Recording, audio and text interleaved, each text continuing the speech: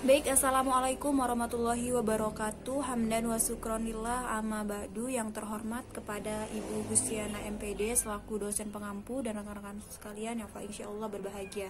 Baiklah, saya di sini Nia Yustina NPM 1711070024 akan mempresentasikan hasil diskusi kelompok kami mengenai strategi perkembangan spiritual anak usia dini.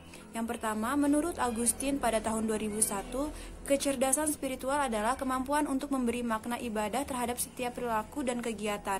Jadi, spiritual sendiri memiliki makna yang luas, bukan hanya hubungan antara Tuhan dan hambanya saja, melainkan antara manusia dan manusia. Begitu juga kita memperkenalkan kepada anak usia dini, kita pun harus memiliki akhlak yang baik antara manusia dengan manusia, antara yang lebih kecil kepada yang lebih tua. Yang tidak kalah penting adalah bagaimana cara kita beribadah. Dari kecil harus sudah diajarkan bagaimana cara beribadah antara hamba kepada Tuhannya. Lalu selanjutnya, menurut Kamus Besar Bahasa Indonesia, menurut Undang-Undang Republik Indonesia Nomor 18 Tahun 2002, pengembangan adalah kegiatan ilmu pengetahuan dan teknologi yang bertujuan memanfaatkan kaidah dan teori dan digabungkan dengan strategi atau bagaimana caranya. Cara-cara mengembangkan spiritual anak usia dini bisa menggunakan beberapa metode. Yang pertama yaitu metode bermain peran. Di sini guru-guru atau pendidik sudah bisa mengajarkan kepada anak bermain peran yang di dalamnya adalah unsur-unsur cerita yang berkaitan dengan spiritual anak, dengan unsur-unsur cerita yang dapat membangun akhlak anak dan bagaimana spiritual anak agar menjadi lebih baik. Selanjutnya, metode bernyanyi. Metode bernyanyi kita bisa menggunakan lagu-lagu yang bersifat religi untuk anak, tetapi religi bukan yang konteks orang dewasa, namun religi yang untuk anak-anak, seperti mengenalkan rukun iman dan rukun Islam menggunakan nyanyian dan lain sebagainya. Yang selanjutnya yakni metode cerita. Metode cerita juga dapat kita lakukan dengan mengenalkan cerita-cerita Nabi yang di dalamnya terdapat ajaran-ajaran yang bisa diambil untuk menumbuhkan akhlak anak menjadi lebih baik lagi. Yang selanjutnya, metode bercakap-cakap atau tanya jawab. Setelah kita berajak mainan, kita berikan unsur-unsur yang membangun akhlak anak, kita bisa menanyakan kembali, mengulas anak agar anak bisa mengetahui apa itu berakhlak baik dan lain sebagainya. Selanjutnya,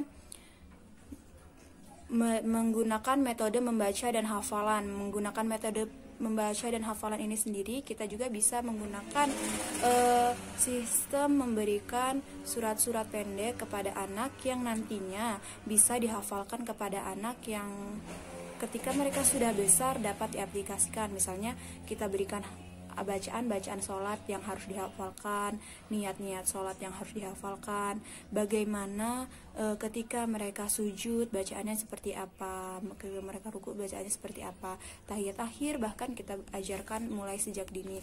Itu harus sudah diajarkan karena ketika mereka besar mereka sudah tidak bingung lagi dan mereka sudah mengerti dan paham.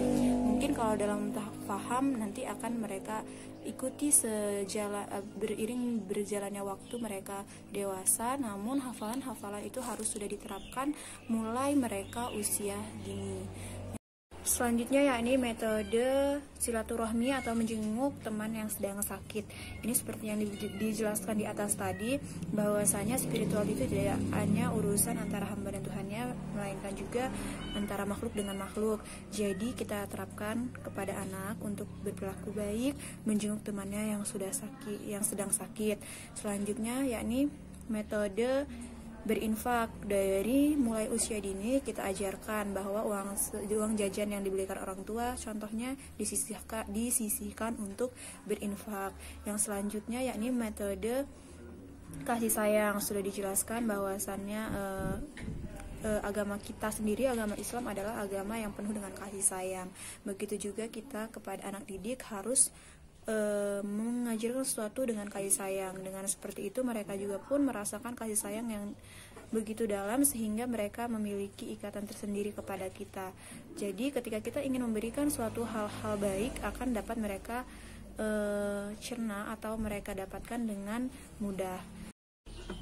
Dapat kita simpulkan bahwasannya strategi pengembangan spiritual anak usia dini adalah upaya atau cara-cara yang dapat dilakukan oleh seorang guru atau pendidik untuk mengembangkan spiritual anak, baik antara makhluk dengan Tuhannya ataupun makhluk dengan makhluk, untuk mereka tetap berakhlak mulia dan dapat dikembangkan menggunakan strategi-strategi yang telah dijelaskan di atas tadi.